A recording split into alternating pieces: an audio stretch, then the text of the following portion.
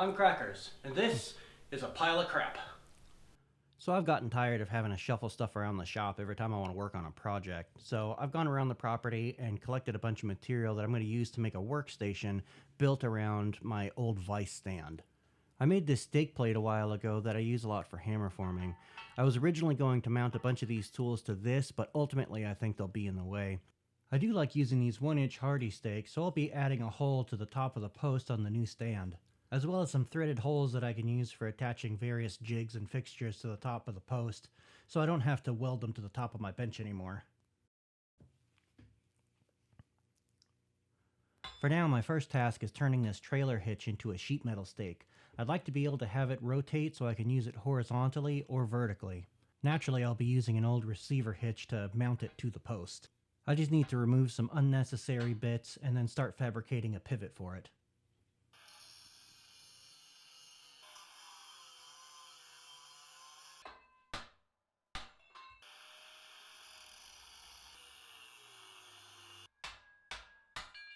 So I made up my mind how I want to actually mount this thing and get the pivot to work. I am going to basically have these two plates rotate against each other. I'm going to actually use this as the pivot pin. I'm going way oversized so that I can easily weld the pin to the receiver from the inside of the tube. And the more bearing surface you can have on a pivot, the more stable and the stronger it's going to be. Then I'm going to cut a hole out of the ear that I just took off for it to slide over top of. And then I can weld another piece of plate on top of that to contain it.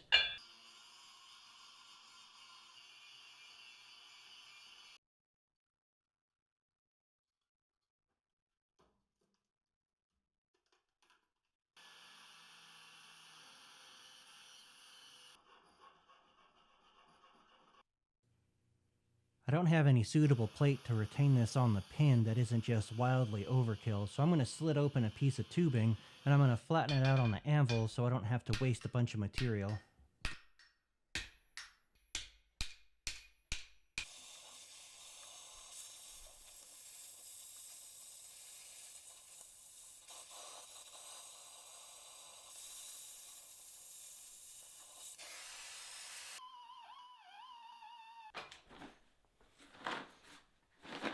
Stick welding, 7018 AC, so I'm using a little cheap tombstone.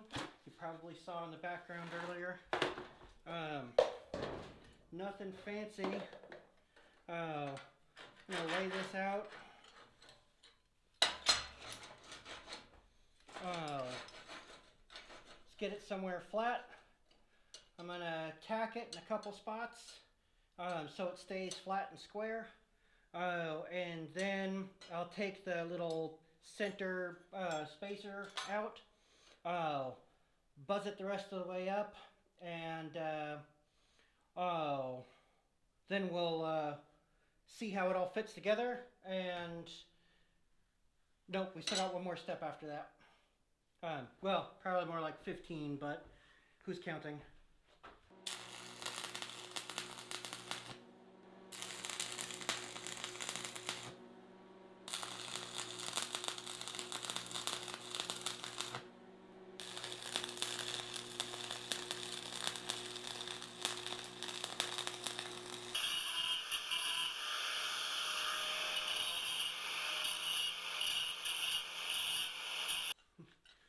That shrunk up a bit more than I was expecting. That might cause me problems.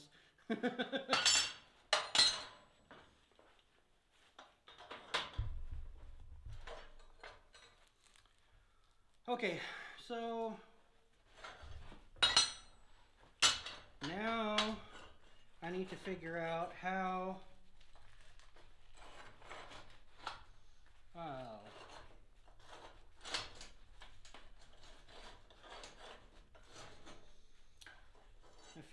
where I'm going to make this swivel. Which side is going to actually mount to the post. I think probably since we've got the most material there, Alright, stop playing with this. You know, I said 45, didn't I? No, I want 90 degrees, just a little over maybe, of rotation on this. I think probably the best way to make that happen is actually going to be, I'm going to use a spot we're going to actually, I know I'm going to take off, and that'll make sense in a minute. Okay, so that's at 1.25 inches.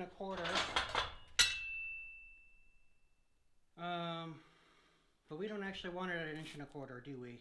If we use a 1/2 inch bolt, we actually want that 1/4 inch out. So we actually want this hole there. I'm glad I caught that. That would have been annoying. Oh, no, I was right the first time. Fixed the problem I didn't actually have.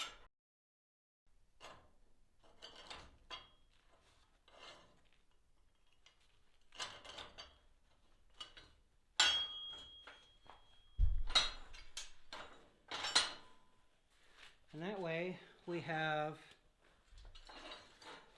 a nice even radius.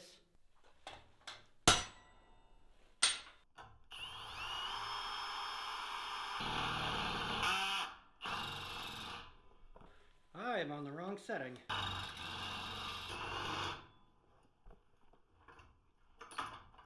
I don't think this wheel's gonna work. How about that? I was wrong.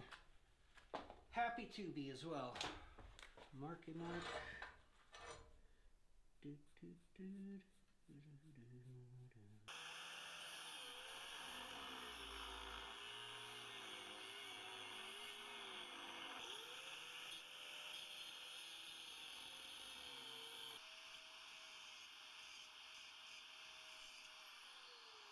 Okay, so I spent a bunch of time trying to figure out the right orientation so I can make sure that I get all of these parts lined up and welded on in the right orientation, because I want to make sure, you know, I've got this in the correct rotation and this needs to be facing the right direction as well. And since this is going to be my stop for the down position, it needs to be lined up with this hole in the down position. So it needs to be in this orientation. This way, when I can't do it with this piece in place, I can't hold that many pieces. It'll need to be able to rotate like that around the pipe. So I was trying to be clever and design this so that the shrinking from the welding will actually work in my favor, but I'm afraid I might have gone a little bit too far, and might have this too tight, because it sucked up about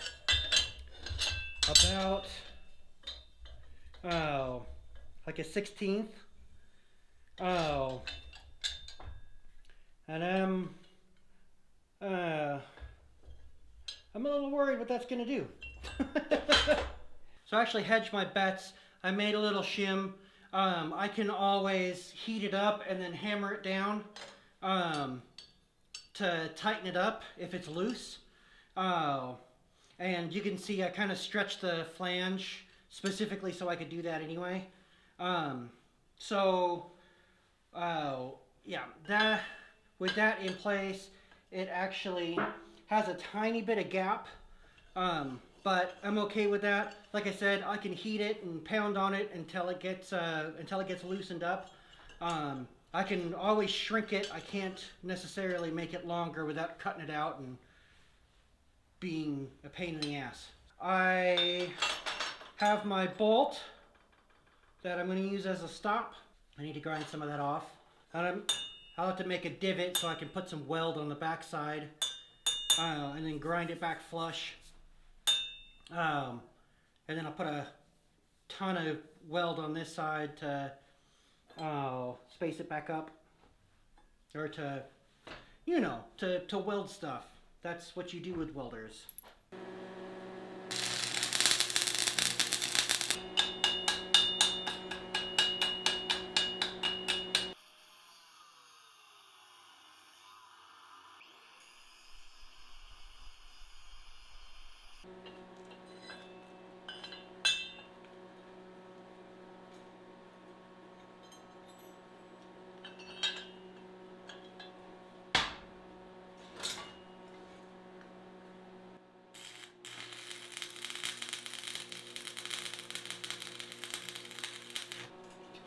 Really glad I put that shim in there.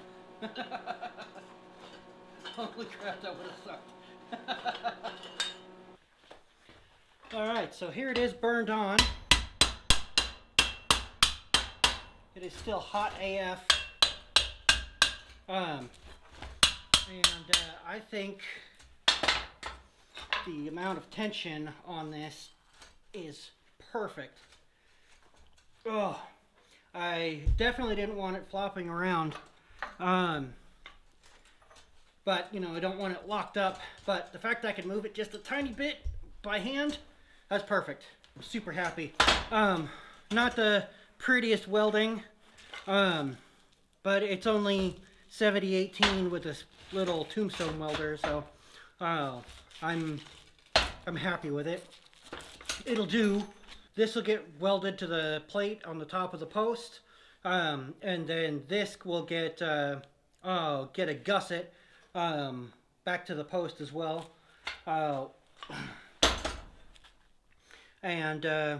Yeah, I'm pretty excited. I think I need to cut that top plate off of the post though and re-weld it.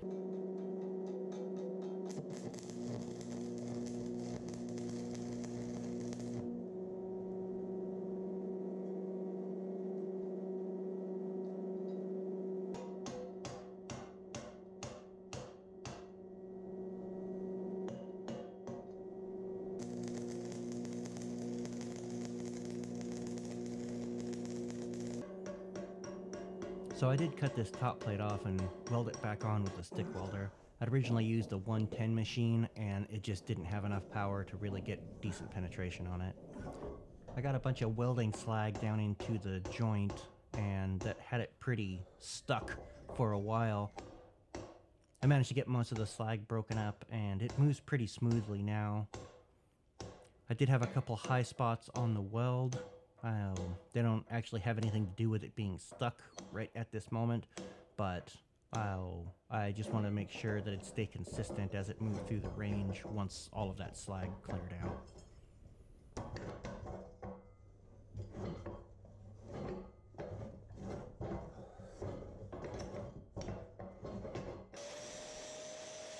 Oh, and I got a gusset welded in place. I actually just used the other piece off of that plate I flattened out for the back of the retainer.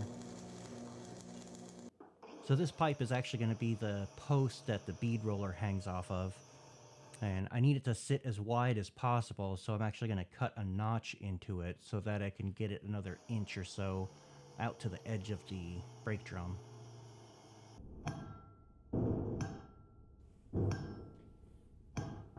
And here I'm just checking my clearances. I'm actually going to join these two posts with a piece of C-channel.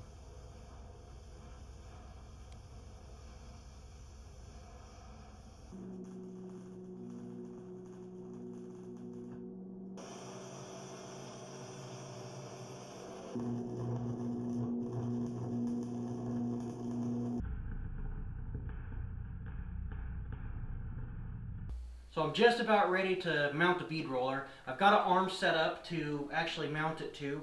I kind of got a little bit ahead of myself, but it's not really anything fancy. I've just got some pieces tacked together. It's all pretty simple. It's just being held together with a bolt. That's all it's going to pivot on. Because this isn't an impact thing and it's not going to be moving around the same way that the stakes are going to. It's not terribly important. I may actually just put a bolt in the back here just to permanently fix it in place, as well as an adjuster to actually get it to sit level. Haven't quite got that part worked out in my head just yet. But I'm going to pull this arm back off. I'm going to tack it onto the bead roller and reinstall it and see if the bead roller actually clears.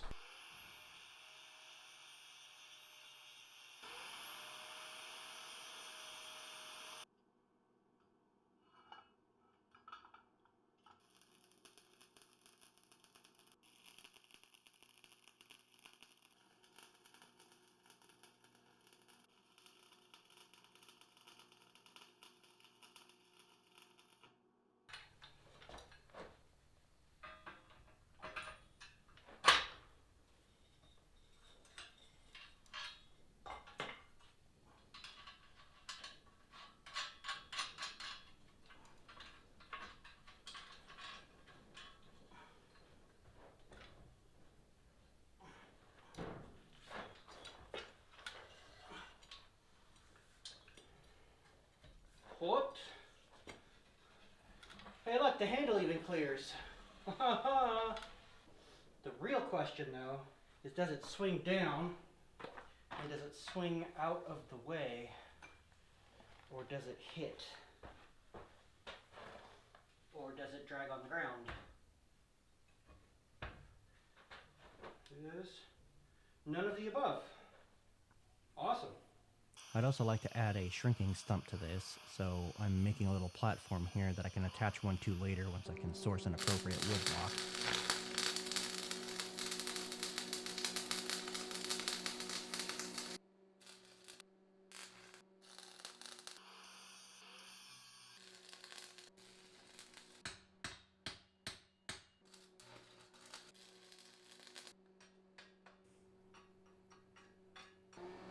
Next task is to make a hinged mount for my rotary shear. I've already made a base plate for it that's bolted on with 2 bolts. The idea is just to add another piece of C-channel to the bottom here and then weld some tabs to the post that it'll hinge on.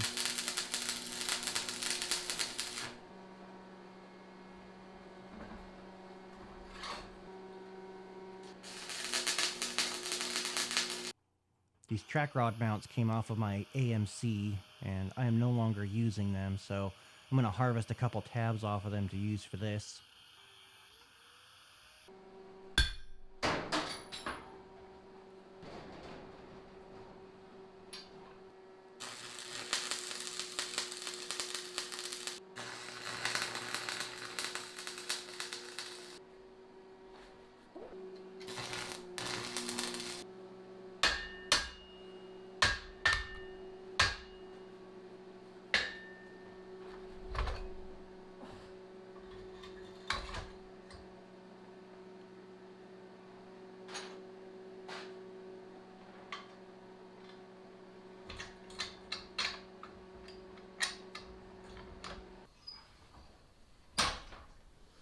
Alright, so there it is. It's all set up. Should be okay enough to work without a clamp. I do have an idea for adding one to fix it in the up position. I don't know how often I'm going to need to use that, or if I'm even going to need to use that. But I do have an idea for how to make that work. The receiver hitch does not work in the up position with the shear up. They interfere both on this plane and on this one. I'm not terribly concerned about it because I don't use the shear all that often, and I'm okay with having to switch back and forth to use one or the other.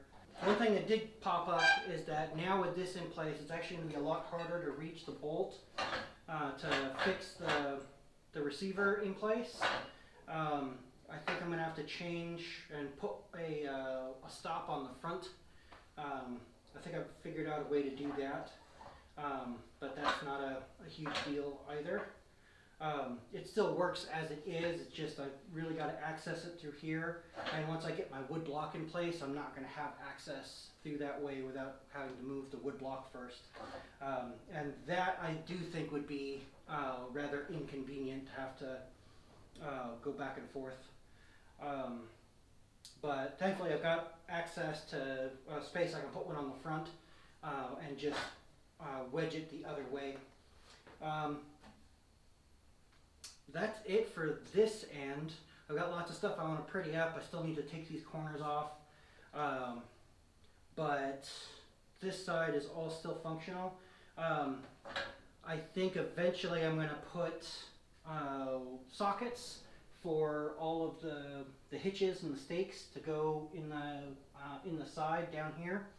And then I need to make hangers for all of my bead roller mounts. I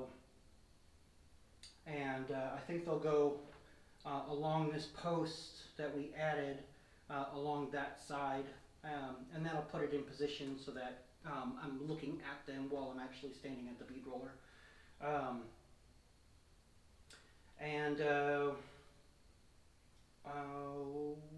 Yeah, that gets us pretty close to done with this.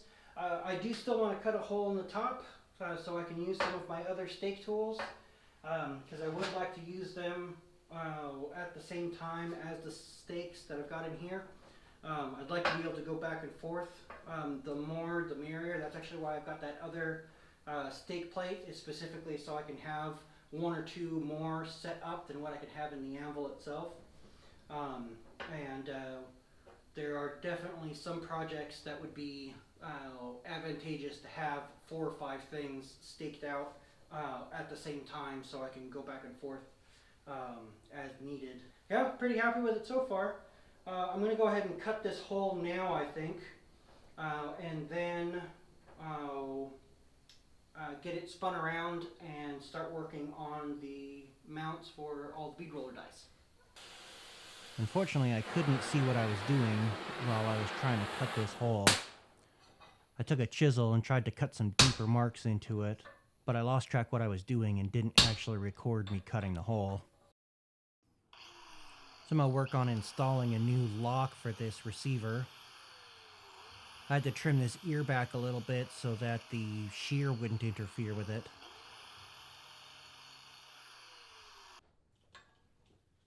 I think the rest of this is all pretty self-explanatory.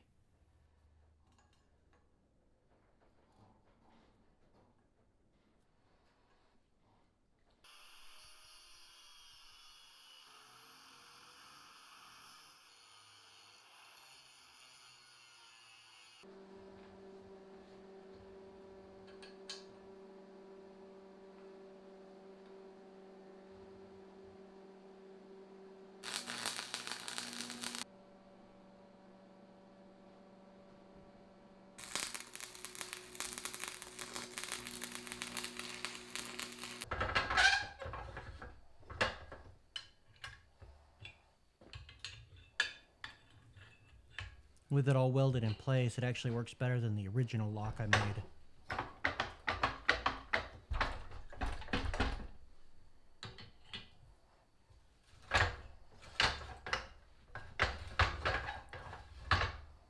Then trying to figure out how much space I need for all of my bead roller dies, and found a piece of scrap that I can use to mount them to. And actually this whole project is getting done so I can use it to work on the trailer that I just cut this piece of scrap off of.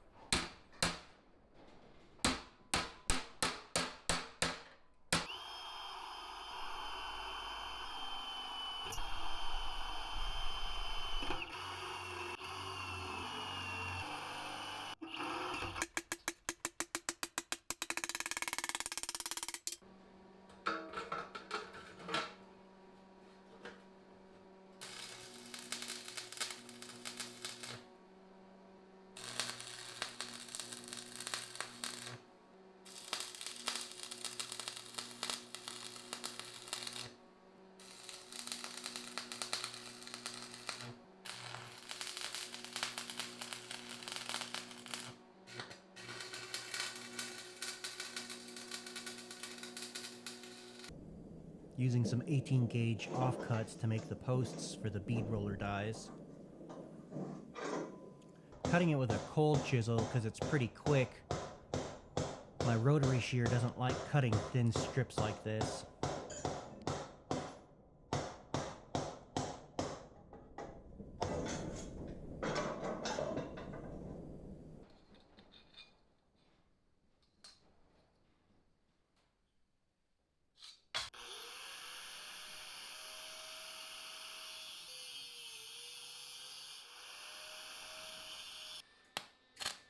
You can't really judge me for my prep work here, mostly because I didn't do any.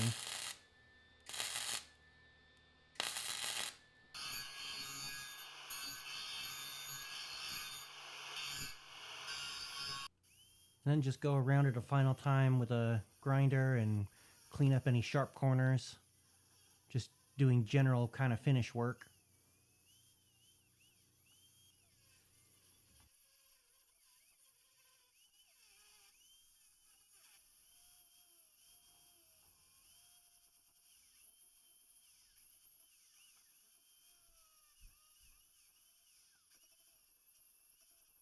As far as mounting the dies themselves, I kind of made a bonehead move and forgot that there are 2 dies per set. So I didn't quite make as much space as I really had thought. I'll need to make another panel on the other side here to add more dies as I get them. But for the time being, it handles what I have. Likewise, I'd like to make some storage for my stakes down in the side here. But I only have the 1 stake, so it's not an issue yet. But both of those things will have to be addressed in the future. For now, I'm going to use it as it is. I want to test it, make sure I'm happy, and that we don't need to make any more changes before I try to paint it or dress it up or anything like that. Unless something's wrong or something needs to improve. If it works, it works. A couple things will change when I go to modify the bead roller itself, but like I said, that is not today. Anyhow, thank you for watching. I hope you enjoyed it. I hope you got something out of it. And we'll see you next time.